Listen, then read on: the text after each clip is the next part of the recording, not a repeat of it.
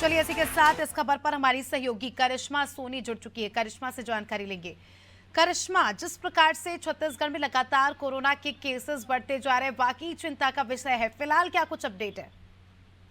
जी बिल्कुल अस्मिता, आपको बता दें कि कोरोना जो है धीरे धीरे करके पूरे छत्तीसगढ़ में अपने पैर जो है वो पसार रहा है। इसके पहले भी हमने आज जब आपको अपडेट दिया था उसमें भी देखा गया कि सबसे ज्यादा जो एक्टिव मरीज है वो दुर्ग में पाए जा रहे हैं। और अभी भी इस अपडेट में भी आपको बता दें कि दुर्ग में सबसे ज्यादा जो है कोरोना पॉजिटिव मरीज मिल रहे हैं।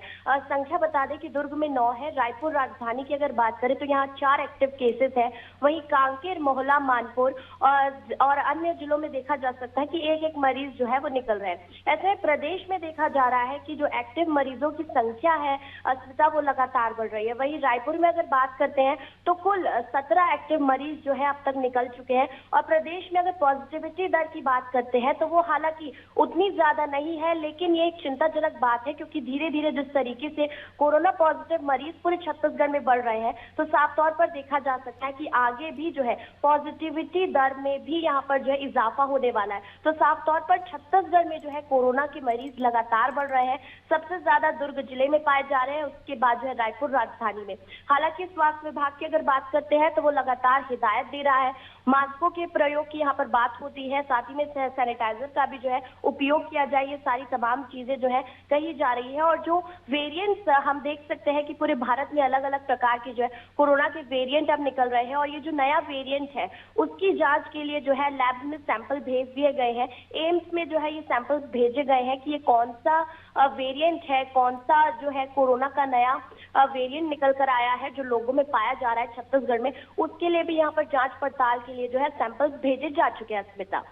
बिल्कुल करिश्मा, अगर हम बात करें, देखिए हमने पिछली बार देखा था जिस प्रकार से धीरे धीरे करके केसेस बढ़े और कहीं ना कहीं हम तैयार नहीं थे, हमारा स्वास्थ्य विभाग तैयार नहीं था और उसका खामियाजा हमें भुगतना पड़ा।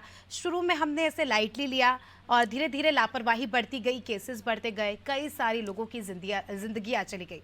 इस बार अगर हम बात करें छत्तीसगढ़ की स्पेशली, तो क्या कुछ स्वास्थ्य विभाग को लेकर क्या कुछ अपडेट है? क्या स्वास्थ्य विभाग तैयार है? जी बिल्कुल, बता दें कि स्वास्थ्य विभाग की अगर हम बात करते हैं तो छत्तीसगढ़ में कहीं ना कहीं स्वास्थ्य विभाग अपनी तैयारी कर चुका है, लेकिन जो लोगों में एक जागरूकता होनी चाहिए अस्मिता वो अभी तक नहीं नजर आ रही है।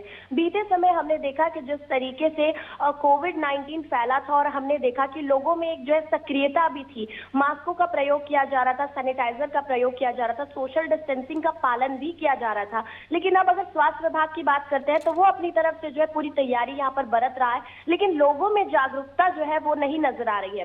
स्वास्थ्य विभाग की अगर हम और बात करते हैं तो देख सकते हैं कि जिस तरीके से अस्पतालों में बेडों के इंतजाम होने चाहिए वो यहाँ पर बने हुए हैं। साथ ही में सरकारी अस्पतालों में कोविड की जांच के लिए अलग से यहाँ पर आइसोलेशन कैंप बनाए जाते हैं, वो भी बनाए जा चुके हैं। और जब भी कोई भी कोरोना पॉजिटिव मरीज आता है तो देख सकते हैं कि उसे क्वारंटाइन भी किया जाता है और उसे घर में ही आइसोलेशन में रहने के लिए भी हिदायत दी जाती है। तो स्वास्थ्य विभाग अपनी तरफ से जो है पूरी तैयारी यहाँ पर बरत रहा है, लेकिन लोगों में जो जागरूकता है वो उसकी कमी जो है पूरे छत्तीसगढ़ में अब तक नजर आ रही है।